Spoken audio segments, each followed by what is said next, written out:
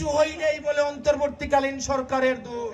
আজকে বাংলাদেশটা কেমন আছে সেটা যদি আপনারা জানতে চান, বা হোমনাটা কেমন আছে সেটা যদি জানতে চান, হয় হোমনা আদর্শ সরকারি স্কুলের একটা শিক্ষার্থীকে জিজ্ঞেস করেন, হোমনা উচ্চ বিদ্যালয়ের একটা শিক্ষার্থীকে জিজ্ঞেস করেন, অথবা এখানে দেখবেন কফিল উদ্দিন বালিকা উচ্চ বিদ্যালয় আছে না একটা, ওদের একজনকে জিজ্ঞেস করেন, খাদিজা মেমোরিয়াল উচ্চ বিদ্যালয় আছে না গার্লস, ওদের একটা শিক্ষার্থীকে জিজ্ঞেস করেন, হোমনা সরকারি ডিগ্রি কলেজের একজন শিক্ষার্থীকে জিজ্ঞেস করেন, হোমনা আদর্শ উচ্চ বিদ্যালয়ের একটা শিক্ষার্থীকে জিজ্ঞেস করেন, তাহলে দেখবেন বাংলাদেশের মূল চিত্রটা এই শিক্ষার্থীরা এই স্কুল কলেজের শার্ট পরে যারা স্কুল পালিয়ে এই প্রোগ্রামে উপস্থিত হয়েছে, রাতের 10টা 11টা 2টা 3টা বাজে চ্যাম্পিয়ন্স লিগ দেখে, এল ক্লাসিকো দেখে, যারা রাতে খেলা দেখে সকালে আন্দোলনে অংশগ্রহণ করে,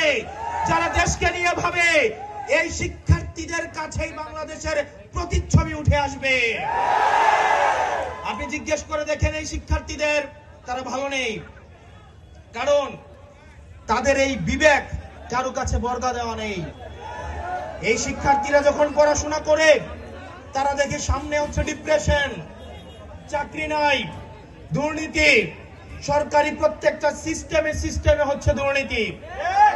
আপনি থানায় যান, সেখানে হচ্ছে দালালি, আপনি সরকারি হসপিটালে যান, সেখানে হচ্ছে দালালি, আপনি সরকারি যে কোনো একটা প্রতিষ্ঠানে যান, সেখানে হচ্ছে দালালি, চাকরি নিতে যান, সেখানে রয়েছে ঘুষ। এই শিক্ষার্থীদের সামনে রয়েছে ডিপ্রেশন, হতাশা। সরকারে যারা এসছে আজকে 3 মাস হয়েছে, আমরা আজকে হচ্ছে মে মাসের 17 তারিখ, আমরা ফেব্রুয়ারির 17 তারিখ শপথ গ্রহণ করেছি। এই ফেব্রুয়ারি 17 তারিখ থেকে মে মাসের 17 তারিখ পর্যন্ত এই 3 মাসে বাংলাদেশের গুণগত কি পরিবর্তন হয়েছে সেটা বাংলাদেশবাসী জানতে চায়। আমরা দেখছি ল এন্ড অর্ডার সিচুয়েশন খারাপ হয়েছে, পরিস্থিতি খারাপ হচ্ছে, হামে শিশু মারা হচ্ছে, নিউ মিডিয়ায় শিশু মারা হচ্ছে। এই সরকারকে কিছু জিজ্ঞেস করলেই পেয়েছে গরিবের বাউস, কিছু হয়নি বলে অন্তর্বর্তীকালীন সরকারের দোষ। এই এক গান কতদিন যে কিছু হইলেই বলে অন্তর্বর্তীকালীন সরকারের দোষ।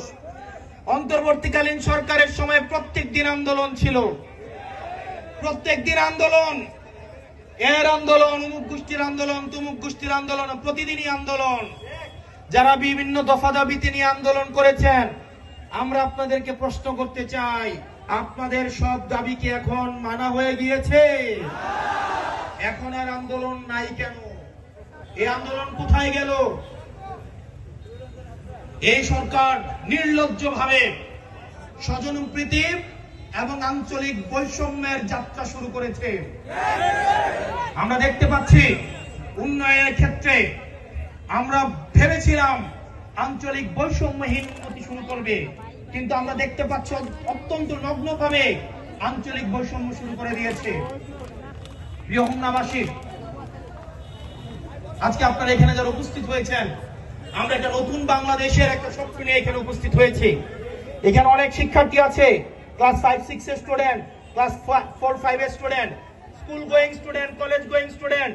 আমরা এমন একটা বাংলাদেশ দেখতে চাই যেই বাংলাদেশে আপনিও স্বপ্ন দেখতে পারবেন। আপনার যদি দক্ষতা থাকে, যোগ্যতা থাকে, তাহলেও আপনিও বাংলাদেশের প্রধানমন্ত্রী হতে পারবেন। নেতার পিছে পিছে ঘুরে, নেতার পিছে কামলা দিয়ে, গাড়ির পিছনে পিছনে দৌড়াইয়া নেতা হওয়া যায় না।